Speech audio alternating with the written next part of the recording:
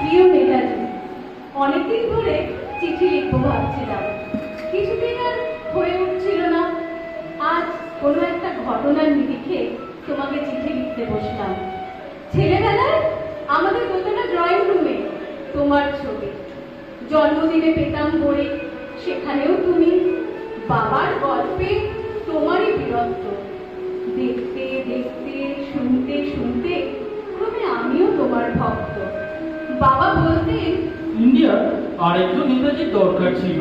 মা গাইতেন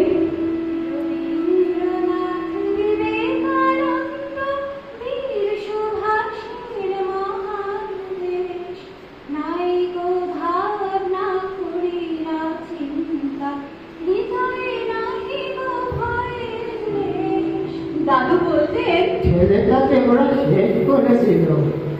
আমার চোখে তখন আঁচলের খুন। এসবের মধ্যে বড় হওয়া আমিও কেমন একটা ঘোরের মধ্যে থাকতাম। ভাবতাম পারতে, তুমি সব পারতে, যদি আর একবার আমাদের মধ্যে তোমাকে পেতাম। আজ উত্তর চল্লিশেও আমার একই ভোট, তুমি পারতে। কেননা দেশের মাটিতে দেশপ্রেমের মতো জোরালো একটা ঝাঁকুনি দেবার ক্ষমতা তখন আর কারো ছিল না। এখনো আছি। তোমার হারিয়ে যাওয়ার পর দেশে কত কমিশন বসেছে।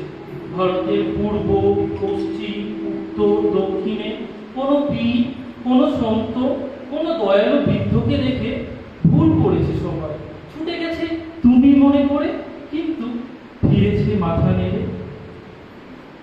তবু তোমাকে পাবার আশায় বুক বেঁধেছে।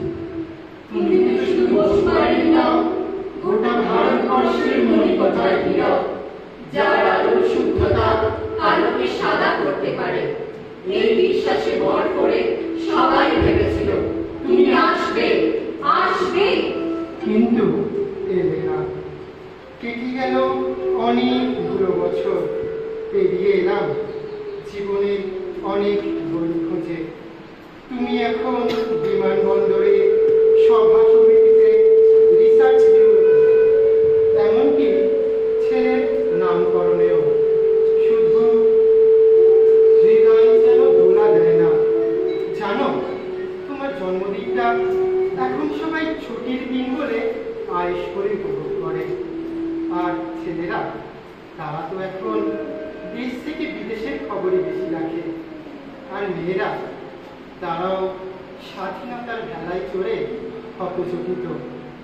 শুধু মাটিটা কাঁদে, সেই কান্না যেন ভূমিকম্প, খরা, এলনিনো, বন্যা হয়ে চারিদিক ভাসিয়ে দেয়।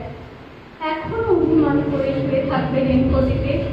আজ যখন ঘাড়ের ওপরে AK-47 এর নিঃশ্বাস, রক্তের হরি খেলা ধর্মের জিগিরে, তখন শোনাও সেই আওয়াজ। আমি সুভাষ বলছি। মেয়েটা দৌড়ে এসে বলবে, মা মা দেখো উনি আসছে। পাশের বাড়ির মেসোমশাই ডাকবেন জানালা দিয়ে। বৌমা, আমি বলিনি উনি ফিরে আসবেন। খোলা জানালার ধারে দাঁড়াবেন মায়েরা, তাকে ডান হাতে শঙ্খ, বাঁ চোখে জল, নদীপথে উত্তাল নৌকা বেসামাল, পরাণ রাতেও চেঁচাবে উনি আসতেছে। সবুজ মাঠে শিশুদের হাতে পতাকার দোলা। উনি আসছে, উনি ফিরে আসছে। আজ স্বাধীনতার টিকাকের মুহূর্তে দাঁড়িয়ে